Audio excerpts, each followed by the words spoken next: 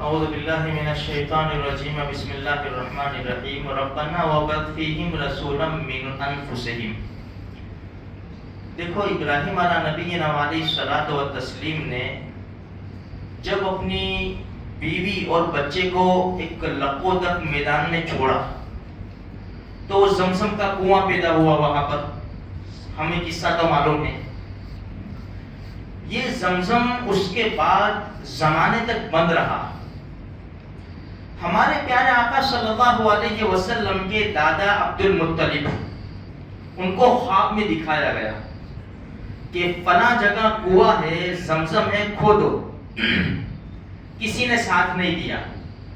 ایک بیٹا تھا اس وقت حارث، ان کو ساتھ لے کر وہ کھودنے لگے.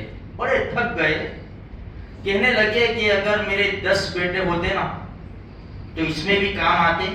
اور نظر مانی انہوں نے، اگر 10 بیٹے ہو گئے نا، ایک بیٹے کو اللہ کے نام پر میں ذبح کر دوں گا.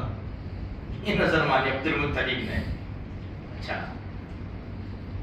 اب اللہ کی قدرت، اللہ پاک نے یکے بعد دیگر 10 بیٹے دے دیے.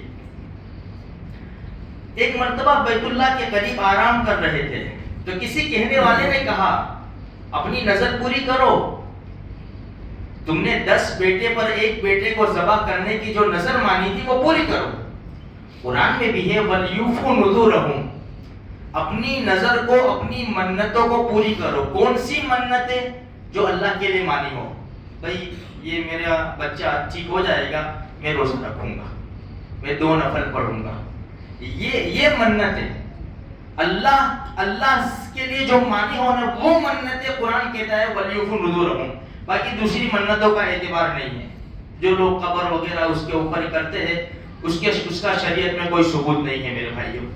اچھا، جب یہ آواز آئی تو اٹھے اور 10 بیٹوں کو جمع کر لیا. بیٹے بڑے فرما بردار تھے میرے بھائیوں. بیٹوں کے سامنے بات رکھی کہ بیٹا میں نے یہ نظر مانی تھی کہ 10 بیٹے اللہ پاک دے گا تو ایک بیٹا ذبح کروں گا. سارے بیٹوں نے یک زبان ہو کر کہا آپ جیسا چاہے ٹھیک لگے آپ کو، اپنی نظر پوری کر لو. اپنی نظر پوری، جان دینے کے لیے تیار ہے باپ کے نام پر، اور یہاں جیب میں پیسہ ہوتے ہوئے باپ کو اور گھر میں سہولت ہوتے ہوئے باپ کو رکھنے کے لیے تیار نہیں. خیر ہم سب جانتے ہیں ہمارا ماحول کیسا ہے. تو کہا ٹھیک ہے، تو قرا ڈالا. قرا 10 بیٹے ہیں، کس کو ذبح کرے؟ قرا ڈالا. تو حضرت عبداللہ کا نام نکلا. تو عبد المطلب نے ان کو اٹھایا، جوان تھے، اور ہاتھ پکڑا اور ذبح کی طرف لے کر چلنے لگے. ہاتھ میں چھری تھی، بہنیں آ گئی، پکڑ لیا. نہیں. عبداللہ بڑے اچھے لڑکے تھے سب لڑکوں میں. تو کہا کہ ابا ایسا نہ کرے، ایسا نہ کرے.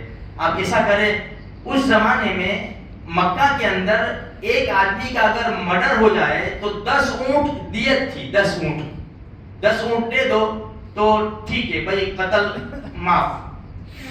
تو بہنوں نے کہا کہ آپ ایسا کریں کہ 10 اونٹ ایک قرا کے اندر لکھے اور ایک قرا کے اندر عبداللہ لکھے، اور اس کو اگر عبداللہ کا نام آتا ہے تو 10 اونٹ اور بڑھا دو.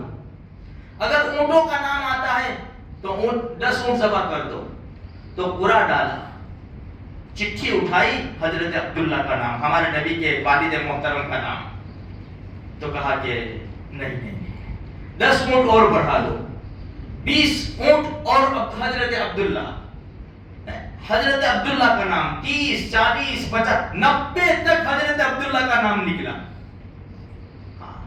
ہمارے وہاں تو یہ دیکھیے، میں بیچ میں ایک بات بتاتا چلو ہے، ہوشیار رہنے کی ضرورت ہے. کوئی بھی ہو گئے بھائی، ہوشیار ہونے کی ضرورت ہے. وہ چٹھیاں اچھالتے نا، بار مرتبہ پلاننگ ہو جاتا ہے، گیم ہی ہو جاتی ہے. کیا اس کا نام ہے حسین ہے، لکھتے ہیں سب چٹھیوں میں حسین ہی لکھتے ہیں. حسین ہی جائے گا نا، کھلا جائے گا. یہ خیر یہ ہم سب جانتے ہیں، مجھ سے زیادہ آپ لوگ جانتے ہیں. تو 90 اونٹ ہو، پھر 100 اونٹ کی چٹھی ڈالی تو حضرت عبداللہ کا نام نہیں نکلا، اونٹوں کا نام نکلا. تو صفا مروہ کے درمیان عبد المطلب نے 100 اونٹ ذبح کیے. 100 اونٹ. میرے بھائیوں اسی وقت سے مکہ مکرمہ کے اندر یہ دیت ہو گئی. اگر کسی نے کسی کو مار ڈالا تو قصاص ہے نا اس کے بدلے. یا ایھا الذین آمنوا کتب علیکم القصاص فی القتل الحر بالحر. قرآن میں تو حکم ہے کہ اس کو بھی مار ڈالو. اگر یہ جس کا قتل ہوا ہے اس کے رشتہ دار اگر مال پر راضی ہو جاتے ہیں تو 100 اونٹ دے دیتے تھے وہ لوگ کہ بھائی ہمارے آدمی کو مت مارو, جس نے قتل کیا اس کو مت مارو, دیت لے لو. 100 اونٹ دیتے تھے تو اس کا بدل ہو جاتا تھا. تو میرے بھائیوں کہنے کا مقصد یہ ہے کہ یہ حضرت عبداللہ کی جو شروعات ہے نا ہمارے نبی کے والد محترم کی بڑی زبردست ہے, بڑی زبردست ہے. ان کی ہسٹری اگر پڑھو گے تو ہمیں خوشی ہو جائے گی کہ جب ہمارے نبی کے والد محترم کی زندگی ایسی ہے تو اللہ کے رسول صلی اللہ علیہ وسلم جس کو اللہ نے نبی بنا کر دنیا میں بھیجا ہے ان کی زندگی کیسی تھی. خیر, ہم اللہ کے رسول صلی اللہ علیہ وسلم کے ماننے والے ہیں, ہم سب اللہ کے رسول کے امتی ہیں. ہم نے ایک ہی کلمہ پڑھا ہے, ہم ایک ہی قرآن کو مانتے ہیں, ہم ایک ہی شریعت کو مانتے ہیں, ہم ایک ہی قبلے کی طرف منہ کر کے نماز پڑھتے ہیں. ہم جس نے بھی کلمہ پڑھا ہے ہم سب ایک ہیں. ہمیں ایک ہونے کی بے انتہا بے حد سخت ضرورت ہے. آپس کے اختلاف کو چھوڑو میرے بھائیوں, آپس کے جھگڑوں کو ختم کرو, مسلمان ایک ہو جاؤ. وَاعْتَصِمُوا بِحَبْلِ اللَّهِ جَمِيعًا وَلَا تَفَرَّقُوا. تفرقہ مت ڈالو, ٹولیاں مت بناؤ, جماعتیں مت بناؤ, ایک ہو جاؤ. دشمن ایک ہو رہا ہے, ایک ہو. ان کے مدے تو دیکھو, ایک کرنے کے مدے تو دیکھو. ہم سوئے پڑے ہیں, ہم سوئے. آپ اندازہ لگاؤ, تھوڑی سی پھوٹ ہوتی ہے نا, تھوڑا سا بینر لگ گیا نہیں آنے کا, اب ہے ایسے مدے لا کر رکھتے ہیں نا سب ایک ہو جاتے ہیں. پتہ نہیں ہمارا معاملہ ایسا ہے کچھ سمجھ میں نہیں آتا, ابھی بھی ایک ہونے کے لیے تیار نہیں ہے ہم. اس لیے میرے بھائیوں ایک ہو جاؤ, اللہ سے خوب دعا کرو. اور دیکھو جب زمین کے اوپر کفر شرک زیادہ ہوتا ہے نا اللہ بڑا غضبناک ہوتا ہے. ابھی جو ہے نا کفر شرک بہت زیادہ ہے زمین پر, جیسے ان لوگوں کی ملکیاں وغیرہ بہت کفر شرک ہے زمین پر, تو اللہ بہت ناراض ہوتا ہے. تو ہمیں چاہیے جب بھی یاد آوے قل هو اللہ احد کی ہم سورت پڑھتے رہے. قل هو اللہ احد اللہ الصمد لم یلد ولم یولد ولم یکن له کفوا احد. نبی جی آپ کہہ دیجئے اللہ اکیلا ہے, ہمارا معبود اکیلا ہے. 20 کروڑ بھی نہیں ہے, 360 بھی نہیں ہے, کچھ بھی نہیں ہے, اللہ اکیلا ہے. اللہ الصمد, اللہ بے نیاز ہے, اللہ کو کوئی ضرورت نہیں ہے, کوئی ضرورت نہیں ہے. لم یلد ولم یولد, نہ اس سے کوئی جنا اور نہ وہ کسی سے جنا ہے.